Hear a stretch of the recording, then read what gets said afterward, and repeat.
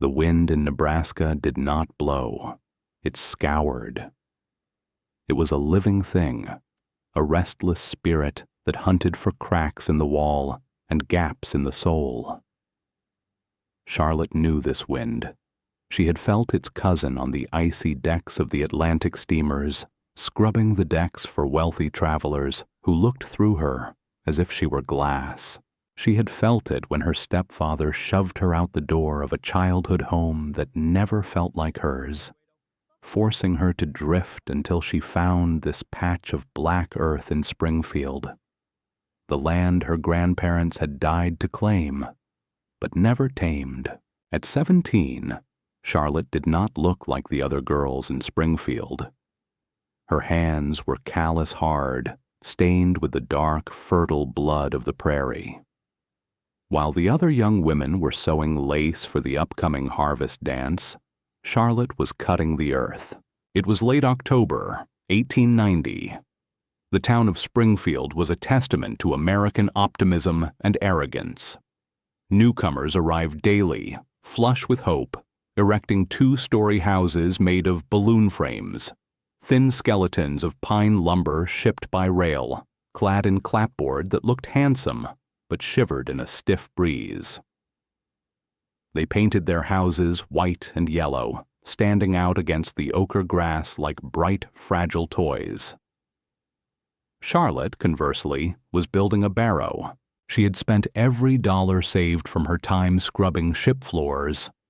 Money meant for a dowry, the town gossips whispered, on thick timbers and a sturdy ewe she named Agatha. Instead of building up, Charlotte built in. She utilized the slope of the hill, digging deep into the loess soil, carving out a Norwegian-style dugout. She stacked bricks of sod, heavy with grass roots, forming walls 3 feet thick. "Afternoon, mole woman," a voice boomed. Charlotte paused, leaning on her spade. She wiped sweat from her forehead, leaving a streak of mud. Looming above her on a chestnut mare was Doyle, the town's wealthiest land speculator, accompanied by Mayor Jack. Doyle wore a coat with a fur collar that looked too clean. He had been trying to buy her grandparents' claim for months. He wanted the creek access for his cattle. "Mr. Doyle," Charlotte said, her voice flat. "Mayor, we were just debating, my dear," Mayor Jack said, his smile tight and condescending. "Whether you are building a root cellar or a crypt, it's hard to tell the difference with all this mud." Doyle laughed, a sharp, barking sound. "It's an eyesore, Charlotte. Look at the town. Look at the progress. We are civilizing the West. And here you are, living like a badger in a hole. It devalues the neighboring plots. A girl your age should be in a parlor, not buried in the dirt." "The dirt holds the heat," Charlotte said quietly. "The timber lets the wind through." "The wind?" Doyle scoffed, gesturing to the mild, golden horizon. "It's an Indian summer, girl. The winters here are brisk, sure, but civilized. You're paranoid, just like your grandfather." "Sell me the deed," Doyle pressed, leaning down from his saddle. "I'll give you enough for a train ticket back east, somewhere with paved roads where you don't have to live like an animal." "I'm staying," Charlotte replied, driving the spade back into the soil. The men shook their heads, exchanging looks of pity and annoyance, before trotting back toward the whitewashed vanity of the town. Charlotte watched them go, her eyes narrowing. They saw a sunny afternoon. She saw the deception of the calm. She turned and entered her home. To the town, it was a hovel. Inside, however, it was a sanctuary of engineering. The heavy wooden door, reinforced with iron, shut out the world with a solid thud. The air inside was still and smelled of sweet hay and earth. It was nearly 20 degrees warmer here than outside. In the corner, a cast-iron stove sat ready, surrounded by stacks of cured hardwood she had dragged from the river bottoms over the last 3 months. But the true marvel was the back of the dugout. She had dug deep enough to tap into the Earth's natural geothermal regulation. "Hello, Jasper," she whispered. A tomcat with a torn ear and a missing tail, a survivor she had pulled from a dog fight behind the saloon, stretched on a wool blanket.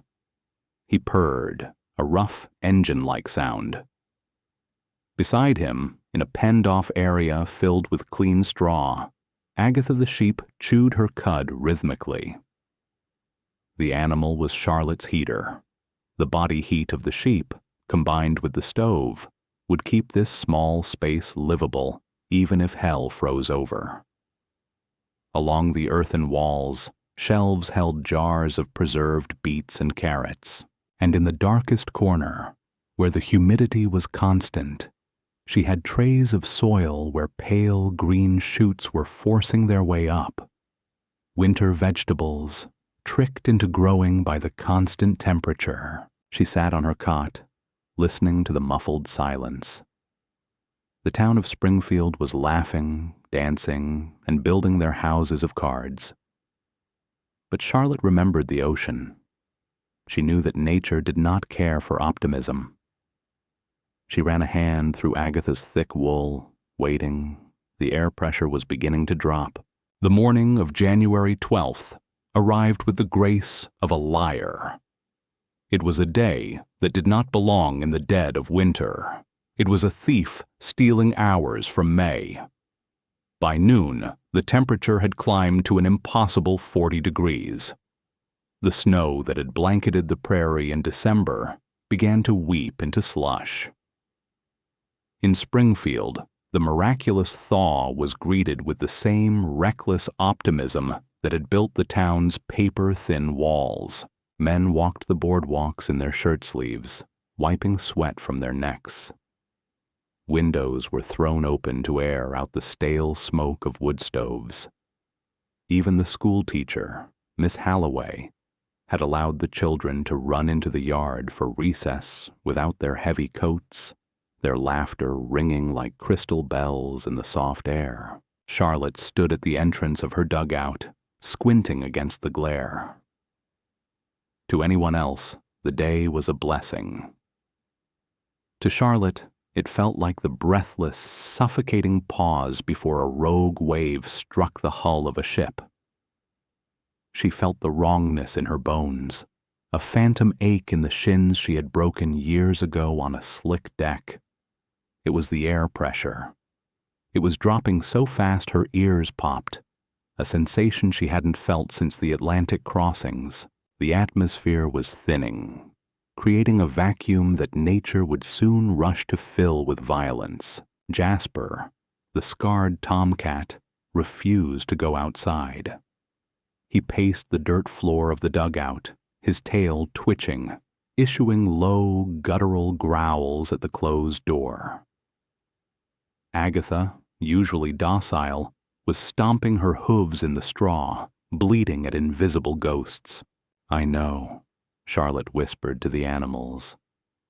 "I feel it too." She walked up the small incline of her roof, looking past the foolish, frolicking town toward the northwest. The horizon was no longer the pale blue of the morning. It was bruising. A dark, violaceous line was rising from the edge of the earth, stretching from north to south like a great, advancing wall. It looked solid, heavy, and terrifyingly swift. Doyle was passing by on the lower road, his coat draped over his saddle, his face flushed with the heat. He spotted Charlotte standing on her sod roof. "Still hiding in the dirt, Charlotte?" he called out, shielding his eyes from the sun. "It's a beautiful day. The frost is breaking. You should come into town, have a sarsaparilla. It might cure that grim disposition of yours." Charlotte didn't look at him. Her eyes were locked on the purple wall. It wasn't clouds. she realized with a jolt of horror. It was pulverized ice. It was a moving mountain of frozen fury. "Mr. Doyle," Charlotte said, her voice cutting through the warm air, urgent and sharp. "Get inside. Get the children inside. Now." Doyle laughed, reining his horse. "What is it now? A locust swarm? A flood? Look," she pointed. Doyle glanced over his shoulder. The dark wall had crested the hills, blotting out the sun instantly. The golden light of the afternoon vanished, replaced by a gray, dead twilight. The birds stopped singing. The wind died completely. For 10 seconds, there was absolute silence. No dogs barked, no hammers swung. The world held its breath. Then, Charlotte saw the mist. The leading edge of the front wasn't just wind. It was a wall of needle-sharp ice crystals moving at 60 miles an hour. The temperature dropped 20 degrees in a single minute. The slush at her feet hardened instantly into jagged ruts. "Run!" Charlotte screamed, abandoning her stoicism. She didn't wait to see if Doyle listened. She scrambled down from her roof and dove into the tunnel-like entrance of her home. She grabbed the heavy oak bar she had fashioned for the door, a piece of timber meant for a ship's hull, and slammed the door shut. The moment the latch clicked, the world ended. It didn't sound like wind. It sounded like a freight train derailing directly overhead. The impact shook the earth walls. Dust sifted down from the ceiling. Outside, the roar was absolute, a deafening white noise that erased all other sound. The light, coming through the small, high ventilation shaft, was snuffed out, plunging the dugout into gloom. Charlotte lit the kerosene lantern, her hands trembling slightly. The flames sputtered, then steadied. She looked at the thermometer she had hung by the door. The mercury was visibly falling, ticking down like a countdown timer. Outside, the beautiful day was gone. The monster had arrived, and Springfield was naked before it. The world did not merely grow cold. It ceased to be a place where life was permitted. Inside the dugout, the temperature held steady, but the noise was apocalyptic. The wind hammered against the earth, a vibration Charlotte felt in her teeth. But it was the sound of tearing that chilled her blood, the sickening screech of timber being ripped apart. The balloon frame houses of Springfield, built for sunshine and optimism, were screaming. Charlotte checked the thermometer. It was useless to look outside, but she knew the physics of what was happening. The temperature had plunged to 30 degrees below zero. With the wind howling at 60 miles per hour, exposed flesh would freeze in less than a minute. She could have stayed. She had Agatha, the stove, and enough food for a month. But then, through the roar of the gale, she heard the school bell. It wasn't ringing a warning. It was clanging erratically, a frantic, dying sound, followed by a crash that shook the ground. "Damn them," she hissed. "Damn them for their pride." Charlotte moved with the muscle memory of a sailor in a squall. She pulled on her heavy woolen trousers, then the thick sheepskin coat she had stitched herself, double-layered, greased with lanolin to repel moisture. She wrapped a scarf around her face until only her eyes were visible, shielding them with a pair of modified glass goggles she'd kept from her days cleaning the ship's boiler room. She grabbed a coil of heavy hemp rope, her lifeline. One end she tied around her waist with a bowline knot. The other she secured to the iron anvil that anchored her stove. She had 100 yards. If she went 1 inch further, she would die. She unbarred the door. The wind hit her like a physical blow, a solid wall of ice that knocked the breath from her lungs. It wasn't snowing. The air was simply a solid mass of white, hurtling parallel to the ground. She couldn't see her own hand in front of her face. This was the white darkness, the sailor's nightmare brought to land. She crawled. Standing was impossible. She followed the slope of the hill, paying out the rope, counting the knots. 10 yards. She felt debris hitting her, shingles, splinters of clapboard, the shattered dreams of the town. 30 yards. She stumbled over something soft. It was a horse, frozen where it stood, already coated in rime. Beside it, a lump in the snow moved feebly. Charlotte grabbed the figure. It was Doyle. The arrogant land speculator was curled into a fetal ball, his fine coat useless against the needlepoint wind. His eyes were frozen shut with ice, his face a waxy gray. He had likely been 5 feet from his own front door when the whiteout hit, and had become utterly disoriented. He flailed at her, delirious. "My deed," he mumbled, the words snatched away by the wind. "My land." She didn't argue. She grabbed his collar with an iron grip. But then she saw, or rather, felt, others. Clinging to Doyle's legs were 2 small shapes. Children. They must have run from the schoolhouse when the roof failed, blindly following the only adult they saw. They were already motionless, the rope at Charlotte's waist pulled tight. She was at her limit. She couldn't carry all 3.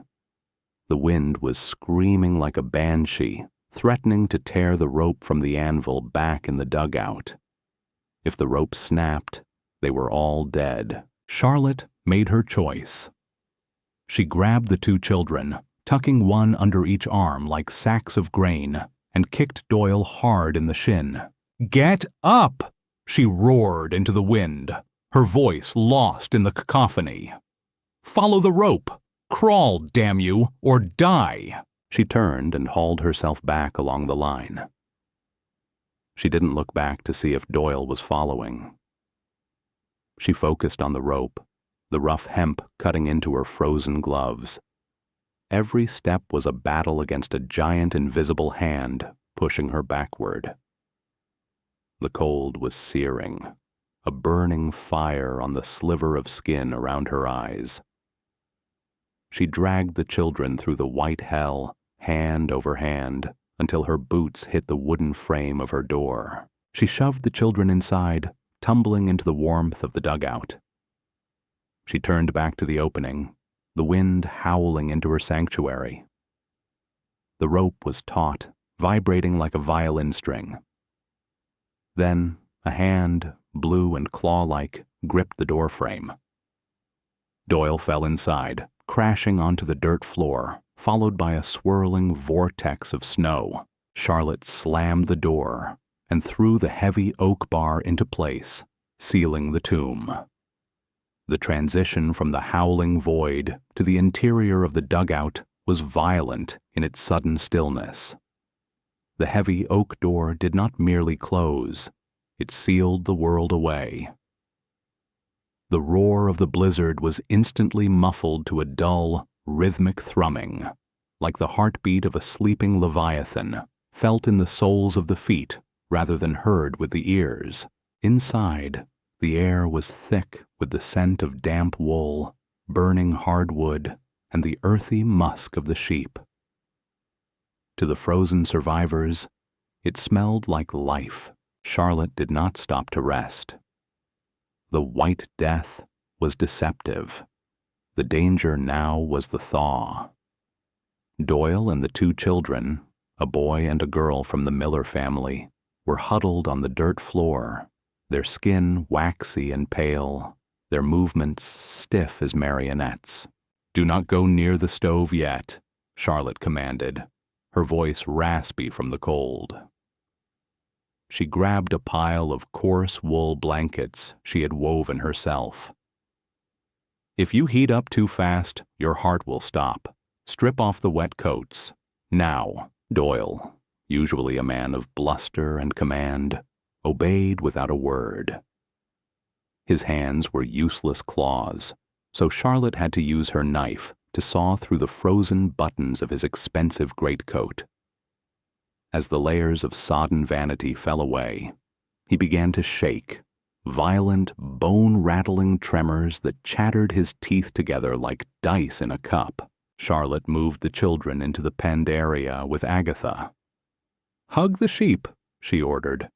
"Get your hands into the wool. She is warmer than the fire." Agatha bleated softly, shifting her weight, but allowing the freezing children to bury themselves in her lanolin-rich fleece. The animal's body heat, radiating at over 100 degrees, was a living furnace. Jasper, the tomcat, sensed the crisis and curled himself around the girl's frozen feet. A small, purring engine of warmth. Charlotte turned to her stove. She opened a jar of the preserved carrots and beets, the very vegetables the town had laughed at her for growing in a root cellar. She dumped them into a cast-iron pot with water and dried venison. As the soup began to simmer, filling the small space with a sweet, savory steam, Doyle stopped shaking enough to look around. He sat on a crate, wrapped in a blanket that smelled of the earth. His eyes, rimmed with red, wandered over the room. He saw the thick, shored-up timbers of the ceiling, holding the weight of the prairie earth above them. He saw the ventilation shaft, cleverly angled to let air in but keep the snow out. He saw the thermometer on the wall, reading a steady, comfortable 55 degrees, while the world outside plummeted toward 40 below. He looked at the walls. They were not the damp, crumbling dirt he had mocked. They were dry, hard-packed, and insulating. The Crypt, as he had called it, was the only fortress in Springfield that could withstand this siege. The wind outside gusted, a hammer blow that would have shattered the glass windows of his own balloon frame house. Here, in the earth, a dusting of soil merely trickled from the ceiling. The structure didn't fight the wind. It let the wind pass over it. Charlotte handed him a tin cup of hot broth. Doyle took it with trembling hands. He looked at the steam rising from the cup, then at the girl who stood before him. She was stripped of her heavy coat now, wearing a simple flannel shirt, her face smeared with soot and grease, her hands raw. She looked indispensable. The town... Doyle croaked, his voice cracking. My house? The walls were shaking when I ran. Paper and sticks, Charlotte said, stirring the pot. Built for a summer that doesn't last. Doyle took a sip of the broth. It was the best thing he had ever tasted. He looked at the children, their color returning as they slept against the sheep, safe in the womb of the hill. He looked at the vegetables growing in the corner trays, life thriving in the dark. I called you a mole, Doyle whispered, staring into his cup. I told the council you were devaluing the land. The land doesn't care about value, Mr. Doyle, Charlotte replied, sitting on her cot and leaning back against the cool earth wall. She closed her eyes, listening to the muffled scream of the storm outside. The land only cares about who respects it enough to survive it. Doyle said nothing. He simply pulled the rough wool blanket tighter around his shoulders, finally understanding that the civilization he had preached was nothing but a fragile veneer. In the face of the American winter, the only true civilization was a warm fire, a thick wall, and the foresight to build them. The storm died as it had lived, violently, then, all at once, after 3 days of shrieking darkness, The silence that fell over the prairie was deafening. It was a vacuum, heavy and absolute. Charlotte pushed against the door. It wouldn't budge. The snow had drifted 6 feet deep against the hillside, burying them alive. But she had prepared for this, too. She retrieved a shovel stored by the entrance and began to dig upwards through the ventilation shaft, widening the hole until blue sky broke through. She climbed out first, pulling her goggles over her eyes against the blinding glare of the sun. The world had been erased. The rolling hills of Nebraska were gone, smoothed into an endless, terrifyingly perfect sheet of white marble. The air was crystalline and bitterly cold, but still, below, in the valley, Springfield was a graveyard of ambition. The yellow and white clapboard houses, the symbols of the town's vanity, were shattered. Roofs had collapsed under the sheer weight of the drifts. Walls had buckled inward. The church steeple, the town's highest point of pride, lay snapped in the snow like a broken toothpick. Doyle climbed out next, helped by Charlotte's strong grip. He stood blinking in the light, his breath pluming in the air. He looked down at the town he had tried to buy, the town he had claimed was the future of the West. He saw only ruin. Then he looked at Charlotte's dugout. The only sign it existed was the chimney puffing smoke and the black hole they had just emerged from. The hill itself had taken the blow, shrugged it off, and remained unmoved. The crypt was the only thing standing. Slowly, other survivors began to emerge from the wreckage below, dark specks on the white canvas. They looked lost, broken. "They need heat," Doyle said, his voice quiet. He turned to Charlotte. It was not a command, but a plea. They have nowhere else. Over the next week, Charlotte's dugout became the heart of the community. The crazy girl's home was the hospital, the kitchen, and the council chamber. The very people who had mocked her mud walls now crowded inside them, grateful for the smell of damp earth and the warmth of the sheep. When the relief train finally broke through the drifts 10 days later, a town meeting was held in the only structure capable of hosting it, Charlotte's home. Mayor Jack, frostbitten and humbled, tried to speak of rebuilding, of restoring the glory of Springfield. Doyle stood up. He placed a hand on the thick sod wall. "We will not rebuild as we were," Doyle announced, his voice carrying through the crowded room. "We built paper houses in a land of iron winds. We called Charlotte eccentric. We called her uncivilized." He looked at Charlotte, who sat in the corner feeding Jasper a scrap of dried meat. But when the world ended, she was the only one who was ready. She didn't fight the land. She understood it. He walked over to her and extended a hand, not to buy her deed, but to shake her hand. "I offer my apology, Charlotte, and my gratitude." Decades later, the history books would call it the Schoolhouse Blizzard of 1888, though the locals knew the dates varied.